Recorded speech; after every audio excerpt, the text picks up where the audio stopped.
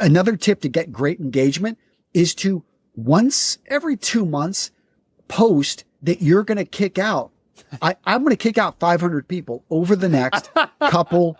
Yes, I will, because they're not doing anything. They're dead wood on these groups. Like, nothing against some of these bigger groups.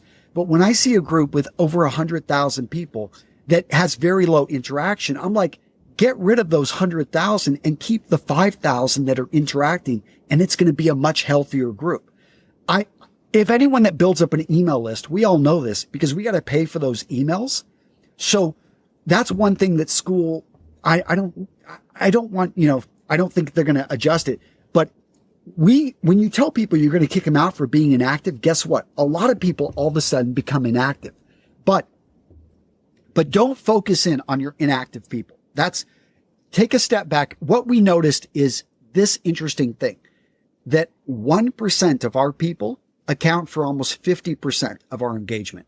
4% of our people account for about 60-something%, and 20% account for 80. See what I did there? I worked backwards, went from Pareto principle to deep Pareto to deeper Pareto. So anyone that, it's the 20% of the 20% of the 20%. Now, obviously you don't know who that 1% is when you're starting off. So get in a good group of excited people. But very quickly, you're going to notice you got 10 people that are just all over the place. And that is friggin' awesome. I've got people in my group that I see that they are interacting. They have 1,400 engagements a day for one person. And I'm like, I've talked with them. I'm like, making sure they're healthy, making sure they're not. Initially, I thought some of these people were bots. So we actually reached out to them because I wanted to talk to them and make sure they're real people. They were. But they've got interesting stories. They're loving what they're in. They'd go join other groups and they're super active. But what I realized very quickly is to focus in on my winners.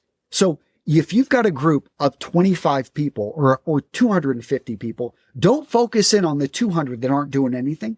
Focus in and individually message and congratulate, send out gifts to, thank personally, get on the phone with the 20 people, the 30 people that actually are in there all the time. Because guess what? Wow. You're just going to supercharge them. They're going to continue to keep going, and they're going to attract and encourage others to start getting to their level.